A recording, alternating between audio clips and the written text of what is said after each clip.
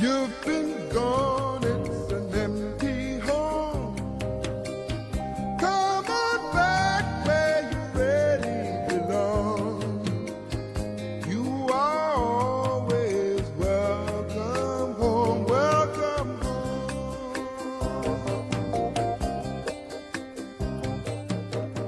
You've been kept down for much too long.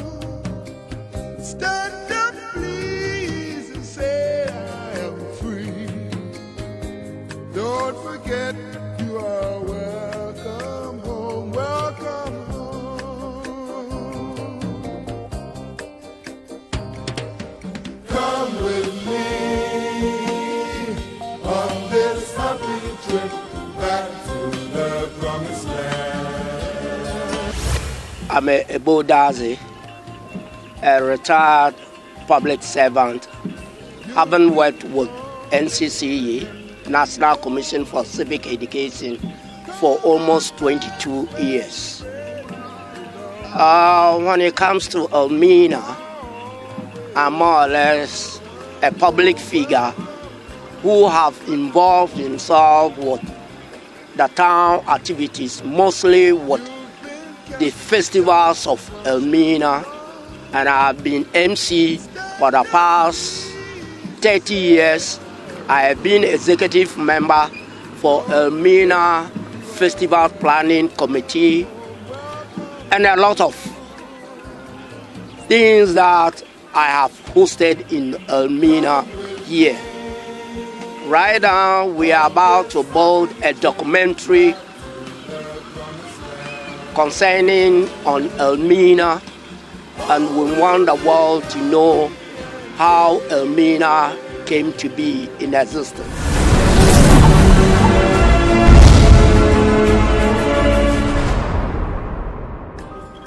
Let me correct this mistake and straighten the records. The founder of Elmina never named the community Elmina. He names it Anomansa, meaning inexhaustible water. It was the arrival of the Portuguese or the white who later gave the name Elmina, which also means a place of mining. Right now, we're going to tell you how Elmina came to be. Elmina, as I've already said, that the original name is Anomansa.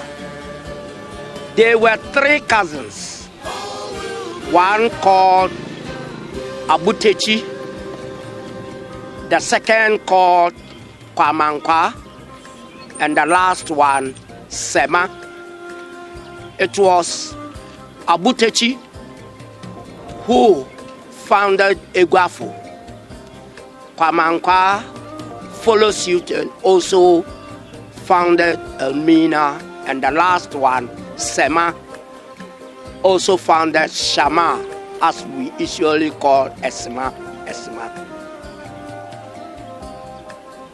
They migrated from Walata Empire. It's an old empire which has collapsed many years ago and settled at the present place called Techiman, specifically an area called Obutekur. They migrated from that point, passed through Kokofu, and eventually came to Egwafo. Already, Obutechi has already left Obuteku or Techiman, who took lead to settle at Egwafo. And after some time, the second brother, Kwamankwa, also decided to follow suit to chase his brother at the southern part of the country. It took some time before Kwamankwa arrived at Egwafo, because then there wasn't any transportation system. They were moving on their feet or on their foot. And you know, it was not one-day journey. They have to travel and break and settle for some few days and even harvest some crops before they can continue the journey. So finally, Kwamankwa took a transit point at Eguafo with his people, numbering about 350 to 400, made up of men, women, youth, and children. Now, Kwamankwa took a transit at Eguafo with the idea of looking for arable land and also to settle his people. Kwamankwa was a leader, he was a hunter and a warrior. So, when he was at Eguafo, one day, he took to hunting expedition. And for almost 3 days, Kwamankwa was thirsty. And he was in dire need of looking for water, but he could not. But however, he was still pursuing for water as well as continuing his hunting expedition. So, and all of a sudden, Kwamankwa pounced on a very small stream, which he exclaimed, Benya, meaning I have come to found. You know, at Techiman, they preface all their words with be, be, be. So that is why Kwamankwa pronounced Benya and then turn out to be the name of this lagoon, which we call Benya. Kwamankwa is not a Fanti native. He is a descendant of an Asante, and the name can easily tell Kwamankwa. If Kwamankwa had been a Fanti, he would have said Menya. So get that clue also right. So when Kwamankwa finished tasting the water or quenching his thirst, a strange figure appeared before Kwamankwa and introduced himself to Kwamankwa as a divinity or a deity of that stream that he just drank. And the instruction was that if Kwamankwa likes, they enter into an agreement and that he should build a dome, and whenever Kwamankwa is in need of help, he must call him in the dome, and that strange figure will appear before Kwamankwa and assist him whatever he needs. And even if the divinity also needs the presence of Kwamankwa, he will also tell Kwamankwa. And from then, the divinity vanished. But the agreement was Kwamankwa was to build a dome simply called Ibu. But Kwamankwa don't know what is Ibu or a dome. So the divinity or that spirit or that deity instructed Kwamankwa to build a dome and hang a rope, and Kwamankwa to observe the full moon.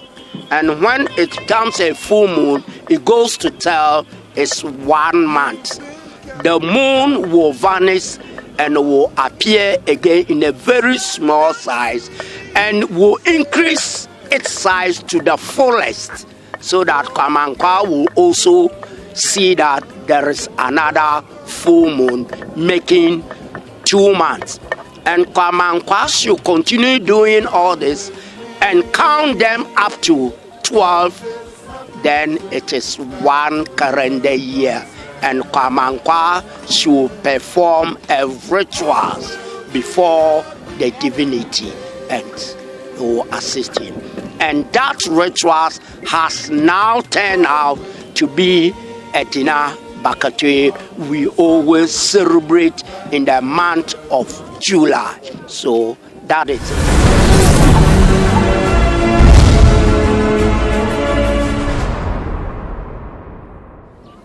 Now after that, Kwamankwa went back to Eguafo and moved his people to settle around where he found that stream.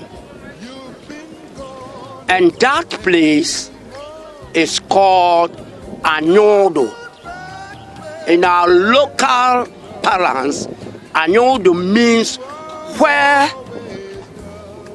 every day, every time is a water available. The place do not get dried every day. So all the time you see some watering around, and that is called Anodo. And from there, Kwamankwa decided to settle around that place and establish one community called Sanka, meaning let me stay here. Sanka means Sanka Ahara Munko Bibia means Sanka, and that gave the name Sanka.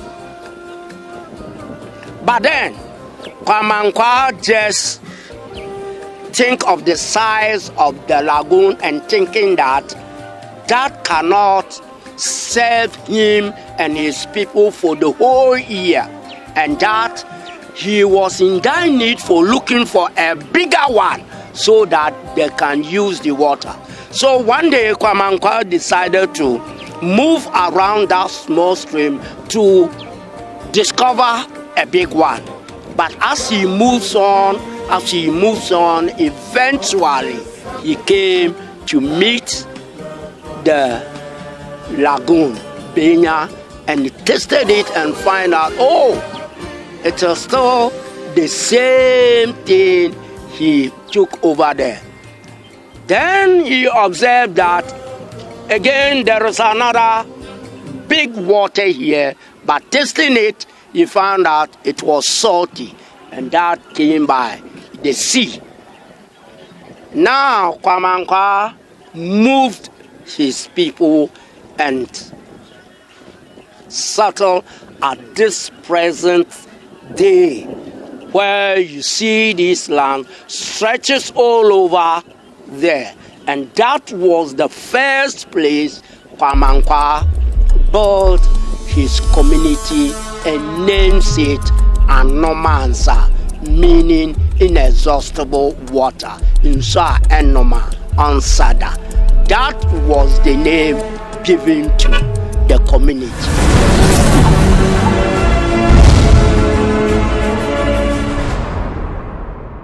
Hello, lovely viewers.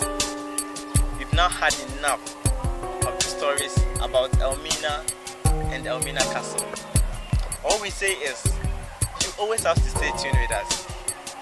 Don't forget that you subscribe when you go to YouTube so that you'll always be getting updates from us. Stay tuned. We'll bring you more. Bye-bye.